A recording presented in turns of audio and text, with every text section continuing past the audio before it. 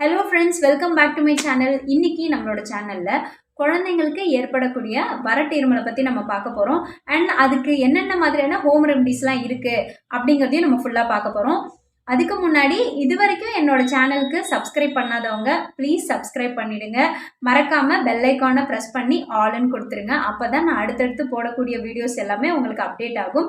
Like பண்ணுங்கள், share பண்ணுங்கள், comment பண்ணுங்கள். நீங்கள் கமெண்ட் பண்ணிங்கன்னா கண்டிப்பாக நான் ரிப்ளை பண்ணுவேன். வாங்க வீடியோக்குள்ளார போகலாம். இருமல் அப்படின்னு பார்த்தீங்கன்னா இதில் சளி இருக்காது, கபமும் இருக்காது. அதாவது சளியால் இருமல் அல்லாட்டி உடம்பு சூடால் ஒரு இருமல் அப்படின்லாம் இருக்காது. இது பொதுவாக ரொம்ப ட்ரை ஆகிடுச்சு அவங்களோட த்ரோட் அப்படின்னா இந்த இருமல் வரும்.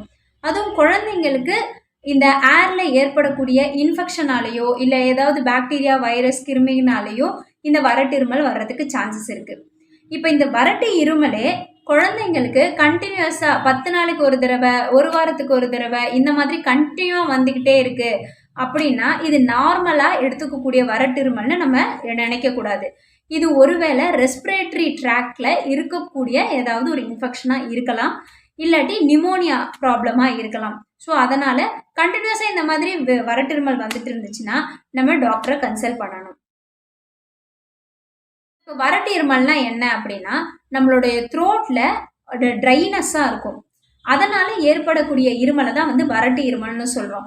சளியும் இருக்காது, உடம்பு சூடும் இருக்காது. ஒருவேளை வறட்டு இருமல் வந்துருச்சு, ஸோ என்னென்ன மாதிரியான ஹோம் ரெமெடிஸ் எல்லாம் பண்ணி அதை க்யூர் பண்ணலாம் அண்ட் நம்ம குழந்தைங்கள எப்படி நம்ம பேம்பர் பண்ணலாம் அப்படின்றத பார்க்கலாம். குழந்தைங்களுக்கு த்ரோட் ரொம்ப ட்ரையாக இருக்கும். ஸோ அதனால நம்ம தாய்ப்பால் கொடுக்கும்போது கண்டினியூவாக அதை நம்ம ரொட்டீனாக கொடுத்துக்கிட்டே இருக்கணும். நம்ம கேப் ரொம்ப அதிகமாக விடாமல் ஒரு 2 ஹவர்ஸ்க்கு 1 டைம், 1 ஹவர்ஸ்க்கு 1 டைம் அந்த மாதிரி நம்ம அவங்களோட தொண்டையை நினச்சி விட்டுக்கிட்டே இருந்தோம்னா அந்த ட்ரைனஸ் கொஞ்சம் சரியாகும். அதனால் அவங்களுக்கு வறட்டு இருமல் வர்றதுலேருந்து நம்ம கொஞ்சம் அவங்கள கட்டுப்படுத்த முடியும்.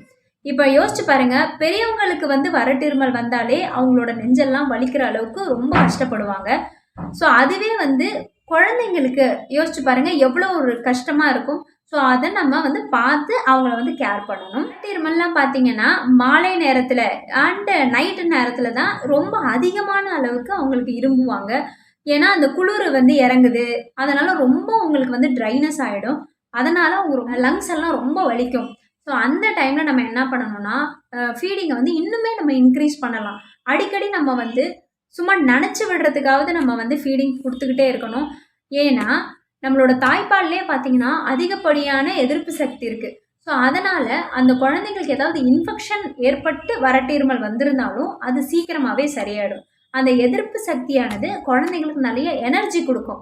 ஸோ அதனால் நம்ம எவ்வளோக்கு எவ்வளோ முடியுமோ அவ்வளோக்கு அவ்வளோ ஃபீடிங் கொடுத்துக்கிட்டே இருக்கலாம். அது தப்பே கிடையாது. இப்போது இந்த மாதிரியான ரெமெடிஸ் நம்ம ஃபாலோ பண்ணலாம். என்னன்னா தேங்காய் எண்ணெயும் கற்பூரம் இதை வச்சு நம்ம ஒரு ரப் மாதிரி தயாரித்து நம்ம குழந்தைங்களுக்கு ஊசி விடலாம். இது மூலயமா அவங்களோட வறட்டு இருமல் கட்டுப்படும்.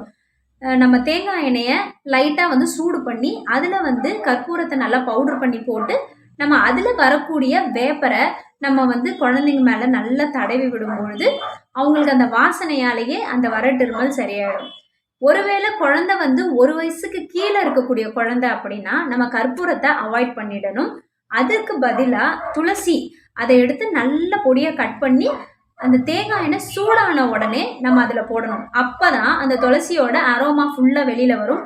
நம்ம குழந்தைங்களுக்கு ஆற வச்சு நம்ம ஃபுல்லாக மேலே தலையிலேருந்து கால், நெஞ்சு, முதுகு எல்லா இடத்துலையுமே நல்லா அப்ளை பண்ணி நம்ம விட்டோம்னாக்கா குழந்தை நல்லா ரிலாக்ஸாக தூங்குவாங்க. இந்த வறட்டு இருமல் கொஞ்சம் கொஞ்சமாக கட்டுப்படும். ஸோ இதை நம்ம ஃபாலோ பண்ணலாம். தண்ணி ரொம்ப ரொம்ப பெஸ்ட்டான ஒரு ட்ரீட்மெண்ட் அப்படின்னு சொல்லலாம். இந்த ஜீரகம் பார்த்தீங்கன்னா டைஜஷன் ப்ராப்ளம்க்கு சூப்பராக ஒர்க் அவுட் ஆகும். அதே மாதிரி உடல் சூடுக்கும் சூப்பராக வேலை செய்யும். குழந்தைங்களுக்கு 5 மாதத்துக்கு அப்புறமா நம்ம நீர் ஆகாரம் ஸ்டார்ட் பண்ண ஆரம்பிச்சிருவோம். நிறைய வாட்டரை கொடுக்க ஆரம்பிப்போம். ஸோ அந்த டைமில் நம்ம இந்த ஜீரக தண்ணியை கூட கொடுக்கலாம். அவங்களோட செரிமானமும் நல்லாவே கரெக்டாகும். அது மட்டும் இல்லாமல் இந்த வறட்டு இருமல் கூட அவங்களுக்கு கட்டுப்படும். குழந்தைங்கள நம்ம படுக்க வைக்கும்பொழுது நம்ம எப்பயுமே ஃப்ளாட்டாக தான் குழந்தைங்கள படுக்க வைப்போம். இந்த மாதிரி வறட்டு இருமல் வந்துச்சு அப்படின்னா நம்ம ஒரு தலகாணியோ இல்லாட்டி டர்க்கி டவலை 4ஆக மடித்து குழந்தைங்களோட நெக்குக்கு கீழே வைக்கும்போது கொஞ்சம் இப்படி ஏத்தமாக படுப்பாங்க. அப்படி படுக்கும்போது இந்த வறட்டிருமல் ஓரளவு கட்டுப்படும். குழந்தைங்க வந்து 1 வயசுக்கு கீழே இருக்காங்க அப்படின்றப்போ நம்மளால அவங்களுக்கு ஸ்டீம் வாட்டர் யூஸ் பண்ண முடியாது. அவங்கள ஆவி பிடிக்க வைக்க முடியாது.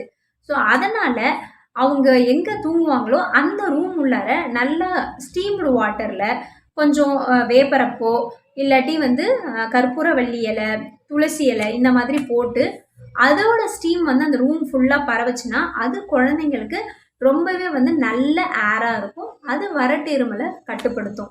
இது 1 வயசுக்கு மேலே 1.5 வயசுக்கு மேலே இருக்கிற குழந்தை அவங்களால ஸ்டீமை வந்து ஏற்றுக்க முடியும் அப்படின்ற ஒரு ஸ்டேஜில் இருக்க குழந்தைங்களுக்கு நம்ம ஸ்டீம் ப்ராசஸ் யூஸ் பண்ணலாம். எல்லாத்தையுமே ஃபாலோ பண்ணிட்டேங்க, ஆனால் இதனால எங்களுக்கு ஒன்றுமே வந்து யூஸ் இல்லை, திரும்ப கண்டினியூவாக வறட்டிருமல் வந்துக்கிட்டே தான் இருக்குது குழந்தைக்கு அப்படின்னு நீங்கள் யோசிச்சிங்கன்னா நம்ம வெயிட் பண்ணவே கூடாது.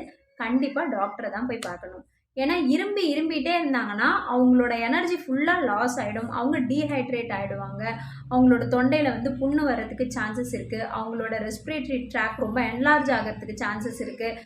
ஸோ இப்போ காஃப் அப்படின்னா அது ஒரு சாதாரணமான விஷயம் கிடையாது. நிறைய டைப்ஸ் ஆஃப் காஃப் இருக்குது. பார்த்தீங்கன்னா கோல்டு, காமனாக வரக்கூடிய கோல்டு காஃப் அப்படின்னு சொல்லுவாங்க. இந்த ரெஸ்பிரேட்டரி ட்ராக்ல இருக்கக்கூடிய இன்ஃபெக்ஷன் ஏற்படுத்தக்கூடிய காஃப்னு ஒன்று இருக்குது.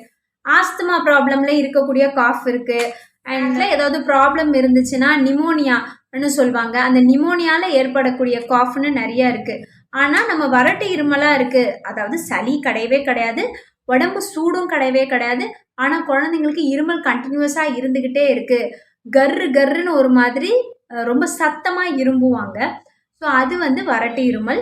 அந்த வறட்டு இருமலுக்கு நம்ம இந்த மாதிரியான ரெமெடிஸ் எல்லாம் கண்டிப்பாக ஃபாலோ பண்ணலாம். நம்ம வீட்டு வைத்தியத்தை ஃபாலோ பண்ணுறது தப்பே கிடையாது. And one more thing, honey வந்து ரொம்ப பெஸ்ட்டான ட்ரீட்மெண்ட்டுன்னு சொல்லுவாங்க. மெடிசன்ஸ்லேயே ரொம்ப வந்து இது உகந்தது அப்படின்னு சொல்லுவாங்க. இந்த ஹனி வந்து 1 வயசுக்கு கீழே இருக்கிற குழந்தைங்களுக்கு நம்ம கொடுக்கவே கூடாது. ஏன்னா அது வந்து குழந்தைங்களுக்கு ஏதாவது டைஜஸ்டிவ் ப்ராப்ளம் கொடுக்கும் அப்படின்னு சொல்லுவாங்க. ஆனால் இந்த ஹனியை வந்து 1 வயசுக்கு மேலே இருக்கிற குழந்தைங்களுக்கு கண்டிப்பாக நம்ம கொடுக்கலாம். ஹனி வந்து 1 டேபிள் ஸ்பூன் எடுத்துகிட்டு நம்ம சுடு தண்ணியில் கலந்து கொடுக்கலாம். இது வந்து ரொம்ப ரொம்ப பெஸ்ட்டான ரெமெடி அப்படின்னு சொல்லலாம்.